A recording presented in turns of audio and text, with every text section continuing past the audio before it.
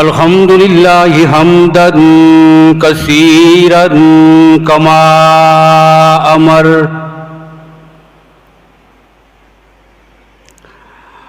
ونشهد أن لا إله إلا الله وحده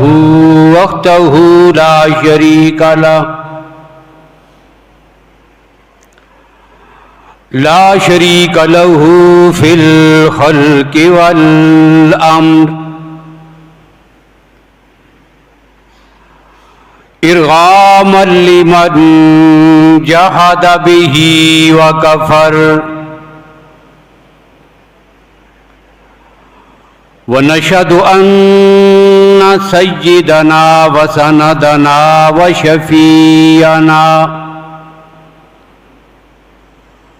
وشفيعنا محمدا عبده ورسوله أما بعد فأعوذ بالله من الشيطان الرجيم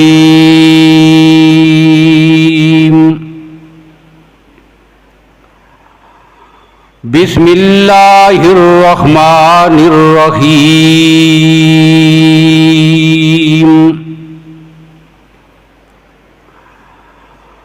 يا أيها الذين آمنوا لا يسخر قوم من قوم عسى أن يكونوا خيرا منهم ولا نساء من نساء عسى أن يكن خيرا منهن ولا تلمزوا أنفسكم ولا تنابزوا بالألقاب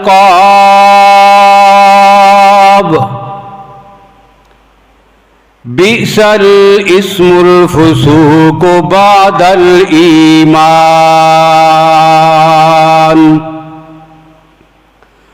ومن لم يتب فأولئك هم الظالمون صدق الله مولانا العظيم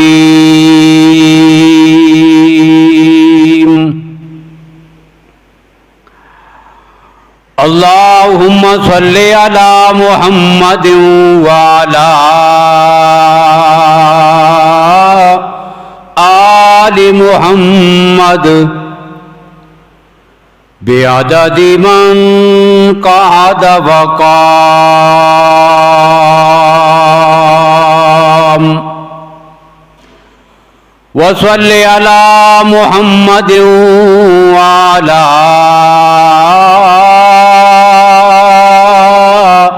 آل محمد بعدد من صلى وصام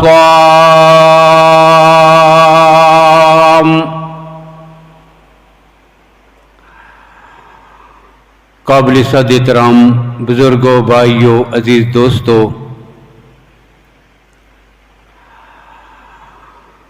اصلاح معاشرہ کی مناسبت سے جو گفتگو آپ کے سامنے گزشتہ بیانات میں چل رہی تھی، آج بھی اسی حوالے سے چند باتیں مزید ذکر کرنی ہیں۔ غیبت کے حوالے سے کچھ باتیں آپ گزشتہ گفتگو میں سماعت فرما چکے ہیں کہ یہ انتہائی بڑا گناہ ہے، گناہ کبیرہ ہے کہ جس میں آج ہم بڑی کثرت کے ساتھ مبتلا ہیں، اور جس طرح غیبت کرنا جرم ہے، اسی طرح غیبت کو سنتے رہنا اور غیبت کرنے والے کی بات کا رد نہ کرنا، یہ بھی اسی درجے کا جرم ہے۔ جتنی استطاعت ہو اور جس درجے میں ہو، اتنی استطاعت کے مطابق اس کو روکنا یہ ضروری ہے۔ اس پر بھی نبی اکرم صلی اللہ علیہ وسلم کے فرامین مقدسہ میں نے آپ کے سامنے ذکر کیے تھے کہ روکنے پر اللہ کی ذات انعامات سے نوازتے بھی ہیں، اور اس برائی پر چپ رہ کر سنتے رہنے پر اللہ کے نبی صلی اللہ علیہ وسلم نے عذاب کی وعیدیں بھی سنائی ہیں۔ پھر اکابرین امت کا کردار بھی یہی تھا۔ حضرت حسن بصری رحمت اللہ تعالی علیہ،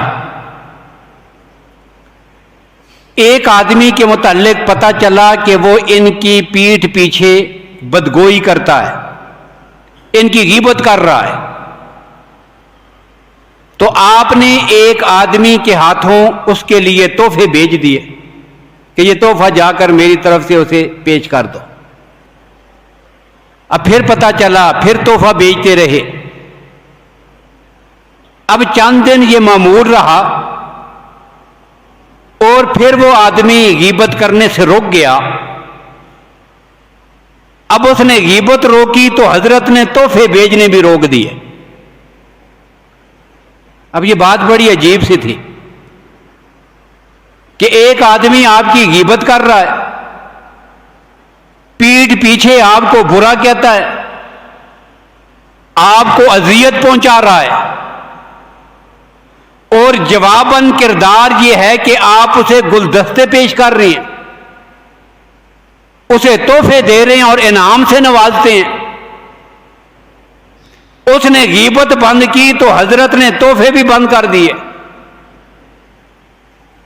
اب یہ چیز کھٹک رہی تھی دیکھنے والے لوگوں کے ذہن میں، جو اس بات سے باخبر تھے کہ حضرت یہ کیا معاملہ ہے؟ تو آپ نے فرمایا کہ اصل میں بات یہ ہے کہ یہ پیٹھ پیچھے میری غیبت کر رہا تھا، یہ میرا محسن ہے، یہ میرے ساتھ نیکی کرنے والا ہے۔ نیکی کیا ہے؟ اپنی نیکیاں کر کر کے اٹھا کر میرے نامہ اعمال میں ڈال رہا ہے۔ اب جس کی غیبت کرو گے، میں کسی کی غیبت کروں گا تو میرے پلے اگر کوئی نیکی ہوئی، اب یہ اٹھا کر اس مظلوم کو دے دی جائے گی جس کی غیبت میں نے کی ہے۔ تو فرمایا کہ غیبت کرنے والا اپنی نیکیاں مجھے دے رہا تھا، میرے ساتھ وہ بڑی نیکی کر رہا ہے، اب اس کے جواب میں جواباً اس کو تحفے بھیج رہا تھا۔ اب اس نے غیبت بند کی، ادھر سے نیکیاں آنا بند ہوئیں، ادھر سے تحفے جانے بند ہو گئے۔ اب یہ بھی روکنے کا ایک انداز ہے، اور روکنے کا ایک انداز اور بھی تھا کہ حاجی امداد اللہ مہاجر مکی رحمت اللہ تعالی علیہ، علماء دیوبند کے سرخیل ہیں، ان کے معمولات میں یہ بات لکھی ہوئی ہے کہ کوئی آدمی اگر ان کی محفل میں کسی کی غیبت شروع کر دیتا، کوئی بات کسی کا تذکرہ ہوتا، غیبت شروع ہو جاتی، اب وہ بات اپنی شروع کرتا، اس نے یہ کیا ہے جی، وہ تو ایسا ہے، وہ ٹھیک نہیں ہے، فلاں ہے، اب سلسلہ چل نکلتا۔ اب حضرت بڑے تحمل کے ساتھ اس کی وہ ساری بات سنتے رہتے، اور جیسے ہی وہ چند منٹوں میں اپنی بات ختم کرتا تو حضرت اسے صاف لفظوں میں کہہ دیتے تھے، تم نے جو کچھ کہا یہ بالکل غلط ہے۔ اب اس کی ساری محنت پہ پانی پھر جاتا۔ اب تردید کا یہ طریقہ کار تھا۔ تو غیبت کرنا بھی گناہ عظیم اور اسے سننا بھی جرم، اور یہ کیسی عادت ہے کہ یہ انسان کے مزاج کی وہ برائی ہے کہ جسے اللہ کے نبی صلی اللہ علیہ وسلم نے منافقت سے تعبیر کیا ہے۔ انسان کی اخلاق کی پستی، یہ کیسے اخلاق کا مالک ہے اس کا کردار کیا ہے، اس کی شخصیت کیسی ہے؟ اگر یہ دیکھنا ہو تو پھر ہم اپنی زندگی کا محاسبہ کریں کہ کیا ہم اپنی زبان شریعت کے مطابق استعمال کرتے ہیں یا پسے پشت جو ہے وہ لوگوں کی باتیں کرتے ہیں۔ یہ اخلاقی پستی کی انتہا ہے کہ منہ پہ ہم تعریفیں کر رہے ہوتے ہیں، منہ پہ آؤ بڑی تعریفیں ہو رہی ہیں، آپ تو ایسے ہیں، آپ تو ماشاءاللہ ایسے ہیں، آپ تو مجھے بڑے اچھے لگتے ہیں۔ اب یہ منہ پہ تعریف ہے اور وہ آدمی سامنے نہیں، سنتا نہیں، دیکھتا نہیں، پھر ہم شروع ہو جائیں وہ تو ایسا ہے، وہ تو ایسا ہے۔ اب اس سے کسی آدمی کے اخلاق کی زیادہ پستی اور کیا ہوگی؟ اور یہی جو انسان کا کردار ہے کہ منہ پہ کچھ ہو اور پیٹھ پیچھے کچھ ہو، زبان پر کچھ اور دل میں کچھ اور، اسی کو منافقت کہتے ہیں۔ منافقت یہی تو ہوتی ہے۔ اسی وجہ سے نبی اکرم صلی اللہ علیہ وسلم نے جب غیبت سے روکا تو اس بیماری اور برائی کی طرف توجہ دلانے کے لیے آپ کے سمجھانے کا جو انداز تھا وہ الفاظ کیا ہیں؟ اب یہ اللہ کے نبی صلی اللہ علیہ وسلم مجھے اور آپ کو، اپنی امت کو عام الفاظ اور لہجے سے ہٹ کر ایک نیا انداز اختیار فرماتے ہیں۔ وہ کیا ہے؟ یا معاشر المسلم، یا معاشر من آمن بلسانہ۔ اب دیکھیں اللہ کے نبی صلی اللہ علیہ وسلم برائی سے روک رہی ہیں، اور کیوں اس برائی سے روک رہے ہیں؟ اس لیے کہ یہ منافقت ہے، یہ نفاق ہے۔ اب یہ سمجھانے کے لیے انداز ہی ایسا اختیار کیا، یا معاشر من آمن بلسانہ ولم يدخل الایمان فی قلبہ۔ اے لوگو جنہوں نے اپنی زبان سے کلمہ پڑھا ہے، ایمان لائیں اپنی زبان کے ساتھ، ولم يدخل الایمان فی قلبہ، ایمان ان کے دل میں یہاں سے نیچے اترا نہیں۔ اب صرف جو زبان سے کلمہ پڑھتا ہو اندر سے مومن نہ ہو، اسے کیا کہتے ہیں؟ اسی کو منافق کہتے ہیں نا۔ اب یہ جو منافق کا لفظ ہے نا، منافق، اب اس کی تشریح میں بتا دوں، بات آ گئی ہے ضمناً۔ اس کا معنی کیا ہوتا ہے؟ اصل اس کے لغتاً اپنی ترتیب کے لحاظ سے یہ کیا ہے؟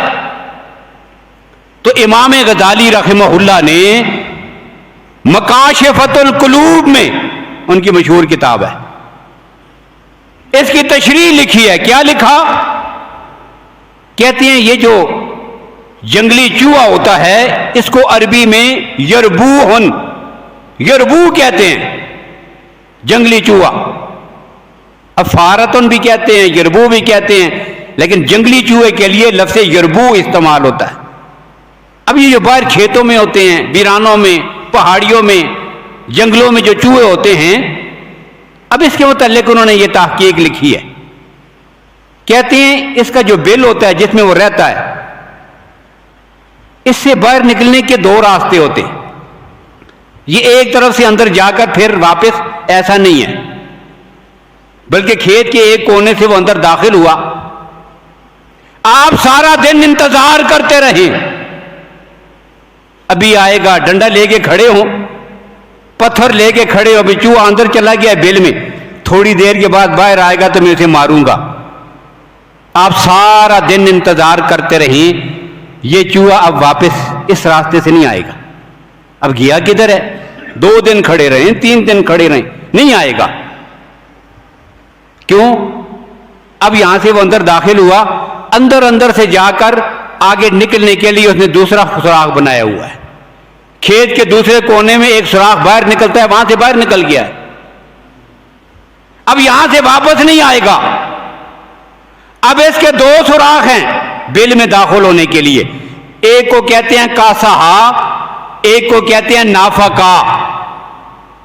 اب نافقا سے لفظ منافق بنا ہے۔ یہ جو نافقا الیربو ہے، ایک ہے کاسہا الیربو، ایک ہے نافقا الیربو۔ دو سوراخ۔ اب منافق کیا کرتا ہے؟ بظاہر دیکھنے والوں کو دھوکہ اور مغالطہ دیتا ہے کہ میں تو اسلام کے گھر میں داخل ہو گیا ہوں، لیکن وہ جو دوسرا دروازہ تھا نافقہ والا، وہاں سے پھر کفر کی طرف نکل کے چلا گیا ہے۔ اب تو انتظار کرتا رہ جائے گا کہ یہ مومن ہے، وہ تو اسلام سے نکل کے کفر کی طرف چلا گیا ہے۔ اب جس کے اندر یہ خصلت ہوتی ہے اس کو منافق کہتے ہیں۔ اب دیکھیں یہ کتنا بڑا جرم ہے غیبت کرنا، کہ اللہ کے نبی نے غیبت کرنے والے کو منافق کے ساتھ تشبیہ دی۔ من آمن بلسانہ ولم يدخل الایمان فی قلبہ، لوگوں جن کے زبانوں سے کلمہ نکلتا ہے، دل سے کلمہ نہیں پڑھتے ہو، لا تغتابوا، آپس میں ایک دوسرے کی غیبت نہ کیا کرو، یہ منافقت کی علامت ہے۔ یہ اتنا بڑا جرم، اور یہ ایسا جرم ہے اللہ کے نبی صلی اللہ علیہ وسلم فرماتے ہیں معراج کی شب مجھے جہنم کے جو مناظر دکھائے گے، ان مناظر میں سے جہنم کے جو عذاب تھے مختلف لوگوں کو ہو رہے تھے، ایک منظر دکھایا گیا۔ کچھ لوگ ہیں انتہائی بدبودار گندا قسم کا گوشت ان کو زبردستی کھلایا جا رہا ہے۔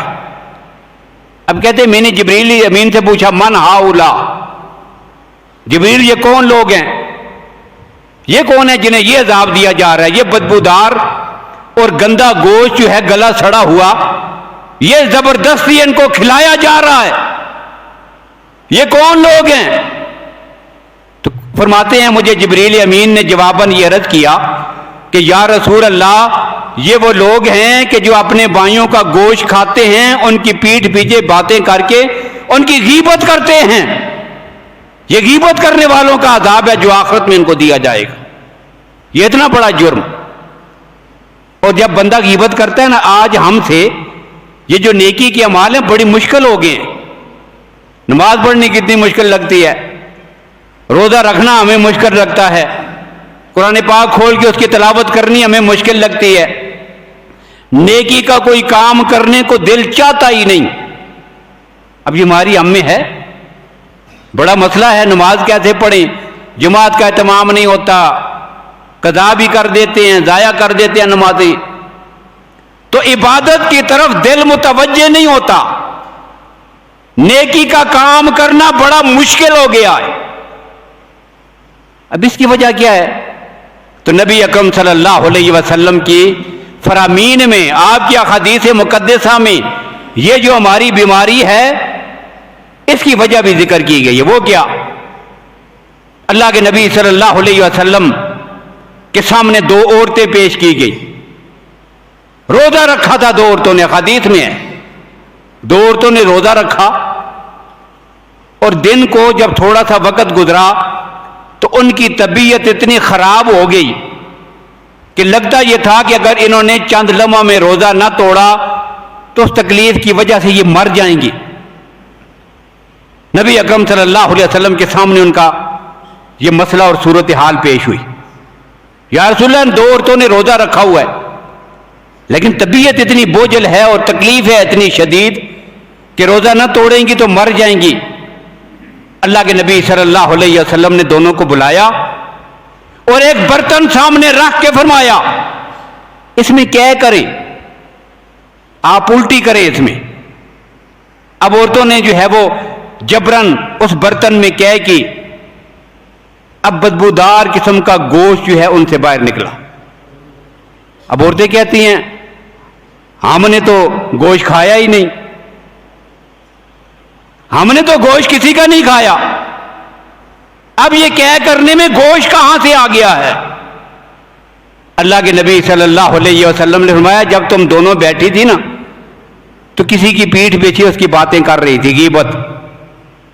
اور عورتوں میں تو یہ بات زیادہ ہوتی ہے مردوں کی بنسبت، عورتوں میں یہ بیماریاں زیادہ ہیں۔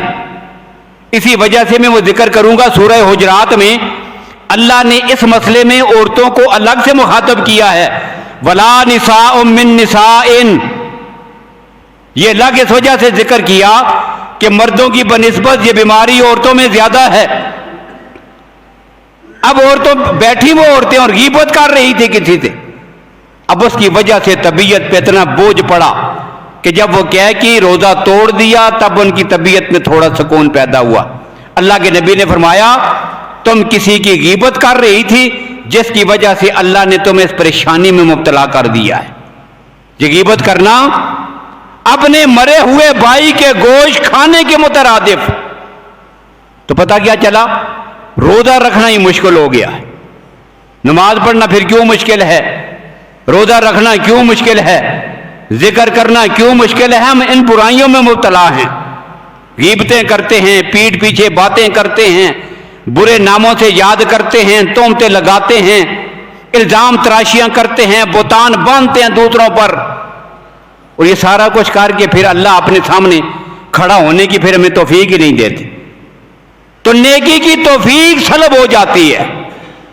یہ ایسی برائیاں ہیں. اور حدیث میں ہے اللہ کے نبی صلی اللہ علیہ وسلم ایک جنازے سے واپس تشریف لا رہے تھے. جنازہ کس کا تھا؟ حضرت ماعز بن مالک اسلمی رضی اللہ تعالی عنہ صحابی رسول ہیں. وفات کیسے ہوئی؟ گناہ کے جرم میں سنسار کیے گئے. سنسار ہوئے ہیں، انسان ہیں. صحابہ کرام معصوم نہیں، محفوظ ہیں. بتقاضۂ بشریت گناہ ہو سکتا ہے ان سے، لیکن وہ گناہ پر ڈٹے نہیں رہتے، بضد نہیں رہتے، بلکہ گناہ ہونے کے بعد اللہ کی طرف رجوع کرتے ہیں. اور پھر اللہ نے قرآن میں ان کی بخشش کا اعلان کر دیا ہے. یہ تو ان کی عظمت کی علامت ہے. اب غلطی ہو گئی، حاضر ہوئے یا رسول اللہ مجھ سے یہ جرم ہو گیا. اللہ کے نبی نے ایک دفعہ منہ پھیر لیا، شاید اٹھ کے چلا جائے توبہ کرے اللہ معاف فرما دے. نہیں، خدا کا خوف اتنا غالب ہے اس ذات پر، اس صحابی پر. پھر سامنے آگے بیٹھ گئے، یا رسول اللہ یہ غلطی ہو گئی ہے، مجھے پاک کر دیں. اب اللہ کے نبی نے پھر منہ پھیر لیا، تیسری بار پھر سامنے جا کے بیٹھ گئے، یا رسول اللہ یہ غلطی ہو گئی ہے. اب اللہ کے نبی نے ان پہ حد جاری فرمائی. وفات ہو گئی، جنازہ پڑھا گیا. اللہ کے نبی واپس تشریف لا رہے تھے. اب راستے میں آتے ہوئے دو آدمی آپس میں بات کر رہے تھے، وہ جو جنازے میں شریک تھے. کیا کہہ رہے تھے؟ صرف اتنی بات کہی کہ بھائی جب اللہ نے پردہ ڈالا ہوا تھا تو اللہ کے بندے کو اسی پہ اکتفا کرنا چاہیے تھا. کیا ضرورت تھی اپنے آپ کو یوں ننگا کرنے کی، سب کے سامنے بتانے کی کہ مجھ سے یہ غلطی ہو گئی ہے. یا رسول اللہ نہ بتاتا، اللہ نے پردہ جو ڈالا ہوا تھا تو خاموش رہنا چاہیے تھا اس کو. بس اتنی بات کی ہے. اب اللہ کے نبی بھی تشریف لے جا رہے تھے، بات بھی سن لی. تھوڑا آگے گئے، گندگی کے ڈھیر پر ایک جو ہے وہ گدھا مرا پڑا تھا، گلا سڑا ہوا. اللہ کے نبی نے دونوں کو قریب بلا لیا، فرمایا اکلا منہا، جاؤ یہ جو گدھا سامنے پڑا ہے نا ذرا اس کا گوشت کھاؤ. یہ تربیت کا انداز ہے، یہ گناہ کی خباثت اور اس کی جو ہے وہ دنات، اس کی شدت بتانے کا طریقہ کار ہے. اللہ کے نبی نے فرمایا جاؤ کھاؤ اس کا گوشت. یا رسول اللہ دنیا کا کون آدمی اس کا گوشت کھا سکتا ہے؟ کوئی تصور نہیں کر سکتا. اللہ کے نبی نے فرمایا ما نلتما من اخیکم، ابھی تم جو اپنے بھائی کے بارے میں کہہ رہے تھے کیا ضرورت تھی اس کو؟ نہ بتاتا، اللہ نے پردہ ڈالا ہوا تھا، خود اس نے ذکر کر کے اپنے آپ کو ننگا کیا ہے، سب کے سامنے آ گیا ہے. نہ کرتا یہ جو آپ نے باتیں کی ہیں یہ اس گوشت کے کھانے سے بھی زیادہ بری اور سخت بات ہے. اور پھر اگلا جملہ اللہ کے نبی صلی اللہ علیہ وسلم نے فرمایا، ابو داؤد شریف کی روایت ہے، اللہ کے نبی نے فرمایا والذی نفس محمد بیدہ، کیا کہتے ہو؟ نہ بتاتا. اس رب کی قسم جس کے ہاتھ میں محمد کی جان ہے، تمہیں کیا پتا ہے یہ ماعز اسلمی وہ شخص ہے جو جنت کی نہروں میں غوطے لگا رہا ہے، اللہ نے دنیا سے جانے کے ساتھ ہی اسے اپنی جنت میں داخل کر دیا۔ ایک حدیث میں یہ الفاظ ہیں، اور ایک حدیث میں اللہ کے نبی صلی اللہ علیہ وسلم نے فرمایا، لوگوں اس بندے نے ایسی توبہ کی ہے، اگر پورے شہر پر اس کی توبہ کو تقسیم کر دیا جائے، اللہ اس کی توبہ کی وجہ سے سارے شہر کے لوگوں کی بخشش فرما دے۔ یہ کوئی معمولی توبہ نہیں کی ہے پیغمبر کے صحابی نے، غلطی ہو گئی تھی، تو اتنی بات بھی پسے پوش کہنا کہ کیا ضرورت تھی، نہ بتاتا۔ اب اس پر بھی اللہ کے نبی صلی اللہ علیہ وسلم نے اتنی تنبیہ فرمائی، تو حکم کیا دیا، لا یسخر قوم من قوم، ایمان والو، لا یسخر قوم من قوم، تم میں سے کوئی آدمی کسی دوسرے کا مذاق نہ اڑائے۔ اب مذاق اڑانا، پسے پوش اس کی باتیں کرنا، منہ پہ اس کو تانا دے دینا، اب یہ دونوں کفیتے قرآن نے ذکر کی ہیں، ایک کو لومازہ کہتے ہیں، ایک کو ہومازہ کہتے ہیں۔ ویل لکل ہومازہ لومازہ، سامنے تانا دے دیا، تو ایسا ہے، تو ایسا ہے۔ اور یہ جو لومز ہے اس کی میں تشریح بھی بتاؤں گا کہ یہ آپ نیکی کے کام میں بھی بظاہر دیکھنے میں آدمی تعریف کر رہا ہوتا ہے، نیکی کے کام میں بھی آدمی تانا دے کے دوسرے کو جو ہے وہ خراب کرنے کی کوشش کر دیتا ہے۔ اب اس کی وضاحت بھی آئے گی۔ تو فرمایا لا یسخر قوم من قوم، کسی کا مذاق مت اڑاؤ، اس کے پیچھے باتیں مت کرو، اسے حقیر مت سمجھو۔ اب مذاق آدمی کیوں اڑاتا ہے؟ اس لیے کہ اسے حقیر سمجھ رہا ہوتا ہے، دل میں اس کی قدر و قیمت نہیں ہوتی۔ آدمی سمجھتا ہے میں بہت بڑا ہوں، میں بڑا اچھا ہوں، یہ کیا چیز ہے؟ اب پھر جب یہ سوچ بنتی ہے تو تب آدمی اس کا مذاق اڑاتا ہے۔ اب جس معاشرے میں یہ صورتحال پیدا ہو جائے، دوسروں کو آدمی حقیر سمجھتا ہو، ان کا مذاق اڑاتا ہو، پھر وہاں پر نفرتیں، قدورتیں پیدا ہوتی ہیں، دشمنیاں جنم لیتی ہیں، اور پھر وہ معاشرہ ایک اسلامی، اصلاحی اور پیار و محبت والا معاشرہ نہیں، گندا معاشرہ بن جاتا ہے۔ اسی لیے اللہ نے روک دیا، اور ساتھ جملہ کیا کہا، عَسَىٰ أَن يَكُونُوا خَيْرًا مِّنْهُمْ، تمہیں کیا پتا ہے جسے تم حقیر سمجھ رہے ہو، جس کا تم مذاق اڑا رہے ہو، یہ تم سے اچھا ہو؟ کیا پتا، ابھی دروازہ بند ہے، جب یہ دروازہ کھلے گا تو تب پتا چلے گا کہ کون کیا ہے۔ ابھی تو دروازہ بند ہے۔ ایک آدمی اپنے گھر کا دروازہ بند کر کے اندر بیٹھا ہوا تھا، اب باہر سے کسی نے آ کے دروازہ کھٹکھٹا دیا۔ اب اس کے ذہن میں کیا تھا؟ کسی نے بتایا تھا، کسی نے ٹائم دیا تھا، یا ذہن میں خیال تھا کہ فلاں آئے گا؟ اب اس نے اپنے ذہن میں خاکہ وہ بنایا ہوا تھا اپنے دوست کا، بے تکلف ہیں، دوست ہیں، برابر کے ہیں، دوست آئے گا۔ اب کیا ہوا؟ کسی نے دروازہ کھٹکھٹایا۔ اب اس سے بڑی نادانی اور جہالت کیا ہوگی کہ بغیر پوچھے، بغیر دروازہ کھولے، بغیر تحقیق کیے، بغیر دیکھے، اب صرف دروازہ کھٹکھٹانے کی آواز پر دروازے کے پاس گیا اور اسی بے تکلفی کی عالم میں اسے برا بھلا کہنا شروع کر دیا۔ وہ جو دوست آپس میں ایک دوسرے کو گالیاں بھی دیتے ہیں، ہمارے معاشرے میں تو ایسا ہی ہوتا ہے، بے تکلف دوست آپس میں ملتے ہیں، ہم السلام علیکم نہیں کہتے، پہلی ملاقات ہی گالی دے کے ہوتی ہے ہماری، تو بے تکلف سے برا بھلا کا جو کچھ منہ میں آیا کہہ دیا، اور کہنے کے بعد اچانک جب دروازہ کھولا تو اسے سمجھ آئی میں تو غلطی پہ تھا، میں تو سمجھا یہ میرا فلاں دوست آیا ہے، یہ تو میرا والد کھڑا ہے، یہ تو میرے استاد کھڑے ہیں، یہ تو میرے پیر صاحب کھڑے ہیں، یہ تو بڑے بھائی کھڑے ہیں۔ اب اندازہ کرو اس آدمی کی شرمندگی کا کیا عالم ہوگا؟ والد کے سامنے منہ دکھائے گا کیا؟ میں بک رہا تھا زبان سے اور دروازہ کھولا، دوست سمجھ کے دروازہ کھولا تو والد ہیں۔ اب دروازہ بند ہو، پتہ نہ ہو، اور آدمی زبان سے جو کچھ آئے وہ کہتا چلا جائے، اللہ فرماتے ہیں عَسَىٰ أَن يَكُونَ خَيْرًا مِّنْهُمْ، لوگوں دروازہ بند ہے، جب تمہاری آنکھیں بند ہوں گی پھر یہ دروازہ کھل جائے گا، میرے سامنے پہنچو گے تب پتا چلے گا اچھا کون ہے برا کون۔ اس لیے یہاں یہ فیصلے نہیں ہوں گے، وہاں پہ ہوں گے۔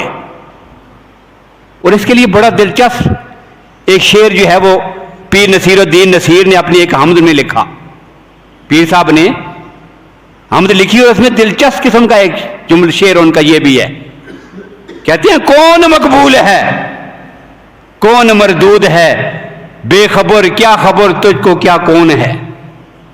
کون مقبول ہے کون مردود ہے، بے خبر کیا خبر تجھ کو کیا کون ہے۔ جب تلیں گے عمل سب کے میزان پر تب کھلے گا کہ کھوٹا کھرا کون ہے۔ یہ تو وہاں جا کے پتا چلے گا۔ ہم جس کو برا کہتے تھے، جسے حقیر سمجھتے تھے، جسے تانے دیتے تھے، جس کی غیبتیں کرتے تھے، جسے کچھ نہیں سمجھتے تھے، یہ ہمارا مسلمان بھائی اللہ کے ہاں میں زیادہ عزت والا ہوں یا یہ، اس کا فیصلہ تو رب کے سامنے پیش ہو کر میدان محشر میں میزان عدل پہ ہوگا۔ اب یہ بات سمجھائیے قرآن پاک نے، عسا ان یکونوا خیرا منہم،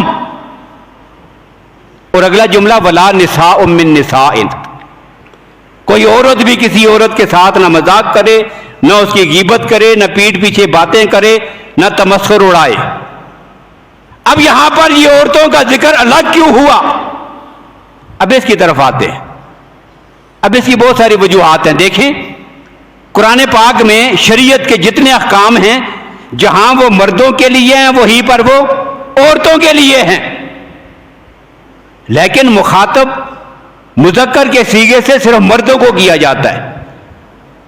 ہاں جہاں کچھ اور وجوہات ہوتی ہیں اللہ عورتوں کا ذکر بھی ساتھ ساتھ کی کر دیتے ہیں، قرآن پاک میں ہے۔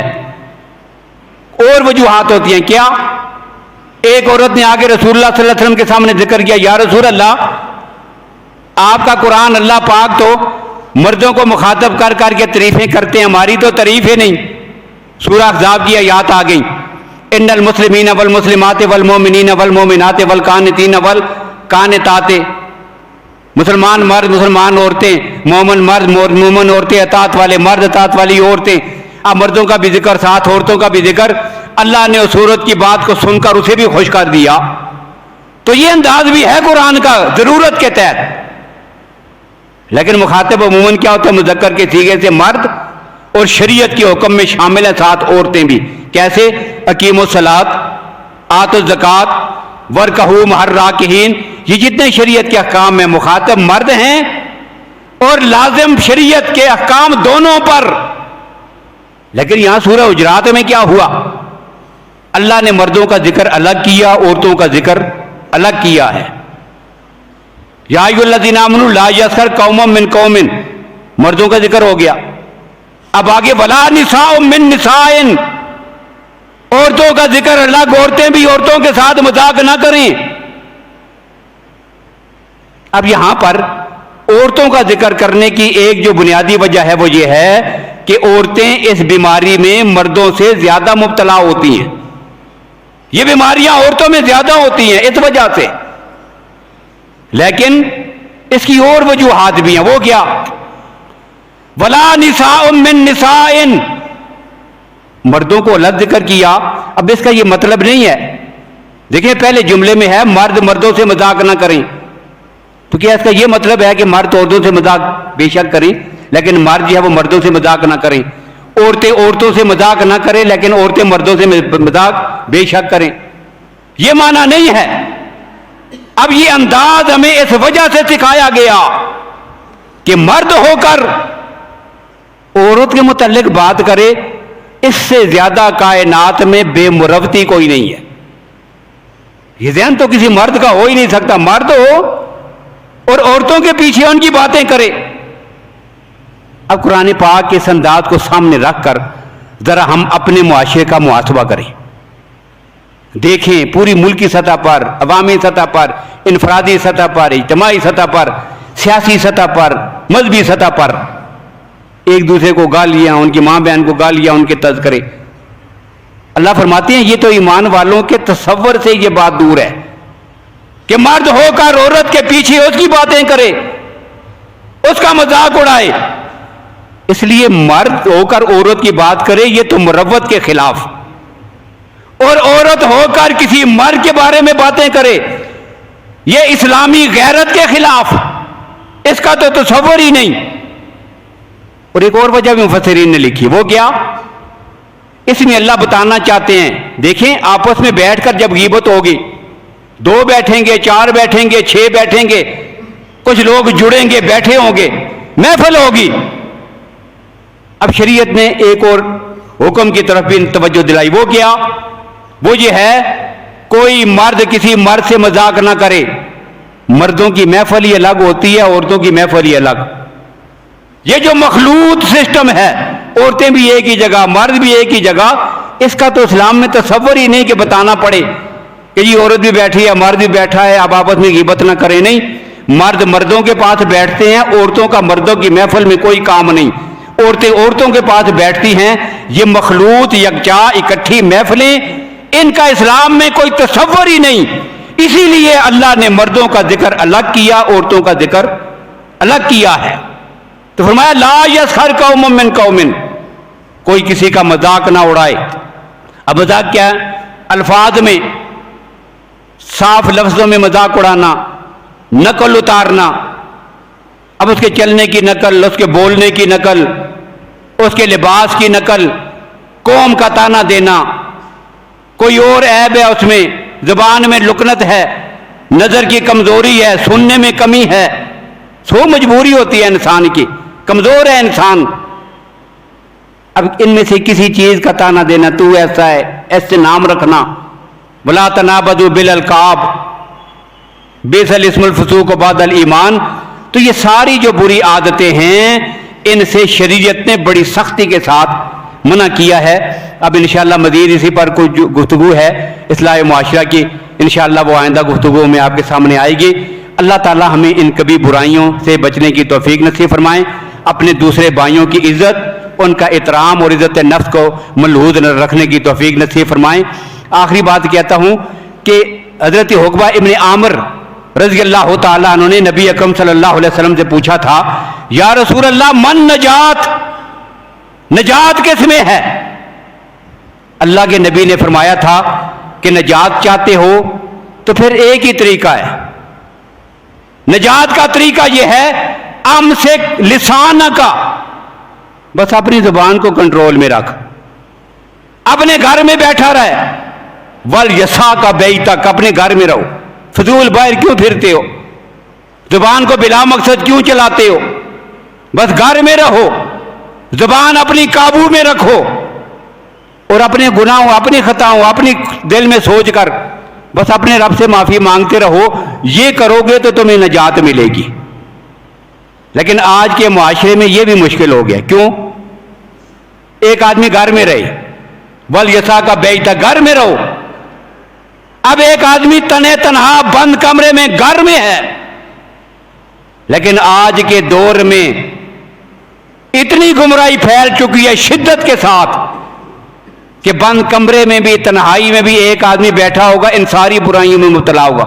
کیا کرے گا؟ موبائل ہاتھ میں پکڑا ہوا ہے۔ گھر میں ہماری پوزیشن کیا ہوتی ہے؟ دفتر میں ہوتے ہیں تب بھی، گھر میں ہوتے ہیں تب بھی، دکان میں ہوتے ہیں تب بھی، گاڑی میں بیٹھے ہوتے ہیں تب بھی۔ جتنے بیدار جاگتے رہنے کی جتنا وقت ہے، ان میں سے اکثر وقت موبائل ہاتھ میں پکڑا ہوا، اسی میں لگے ہوئے ہیں۔ اب فیس بک کھولی، کسی کو گالی دی گئی ہے، سیاسی مخالف ہے، مذہبی مخالف ہے، کوئی اور مخالفت تھی، کوئی چپکلش تھی، کسی نے اس کے خلاف جملہ لکھ دیا، یہ اس کی غیبت ہے، یہ اس پہ بہتان ہے، یہ اس پہ الزام تراشی ہے، یہ اس کی چغلی ہے۔ ہم نے نیچے لائک کر دیا، جب میں بھی تیرے ساتھ گالی اور چغلی میں اور جھوٹ میں شریک ہوں، میں نے اسے آگے پھیلا دیا، میں بھی برائی اور بے حیائی کو پورے معاشرے میں عام کرنے کے لیے اس کے ساتھ شریک ہوں۔ تو گھر کے کونے میں چھپ کے بیٹھ کے بھی ہم نہ غیبت سے محفوظ ہیں، نہ جھوٹ بولنے سے، نہ چغل خوری سے، نہ بہتان باندھنے سے یا الزام تراشیوں سے۔ تو بڑا مشکل ہے آج کے دور میں، اس لیے اپنے ایمان کی ہم حفاظت کریں۔ اللہ تعالی ہم سب کے ایمان کی حفاظت فرمائیں۔ وآخر دعوانا ان الحمد للہ رب العالمین۔